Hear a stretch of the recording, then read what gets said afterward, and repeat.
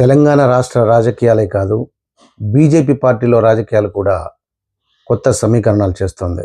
ఏపీలో కూటమి అధికారంలోకి వచ్చినట్టుగానే తెలంగాణలో కూడా అధికారం చేపట్టాలంటే ఏం చేయాలని బీజేపీ ప్లాన్ చేస్తోంది.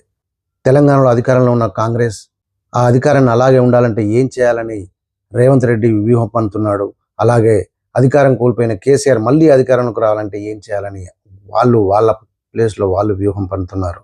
ఇలాంటి పరిస్థితుల్లో మరి బీజేపీ ఇక్కడ రాగలుగుతుందా అని ఢిల్లీ పెద్దలు మల్లగుల్లాలు పడుతున్నారు. తెలంగాణ బీజేపీ నాయకుల్లో సమన్వయం లేదు.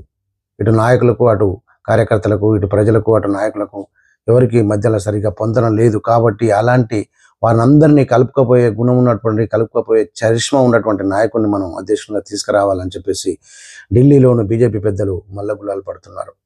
ఇలాంటి తరుణంలో ముందుగా బీసీ నాయకులు చూశారు. ఎందుకంటే ఆల్రెడీ సెంట్రల్లో ఒక రెడ్డి ఉన్నాడు, మరి అసెంబ్లీ ఫ్లోర్ లీడర్గా మరో రెడ్డి ఉన్నాడు. కాబట్టి ఈ అధ్యక్ష పదవి బీసీకి ఇస్తేనే మనకి అన్ని సామాజిక వర్గాలను కలుపుకోపోయినట్టు అవుతుందని చెప్పేసి ఢిల్లీ పెద్దలు ఆలోచిస్తున్నారు.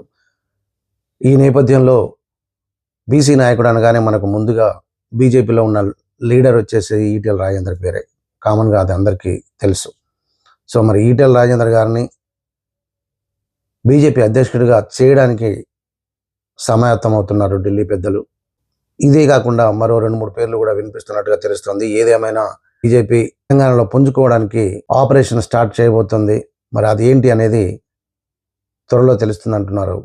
ఇలాంటి లేటెస్ట్ అప్డేట్స్ కోసం please do subscribe Namala media. Thank you.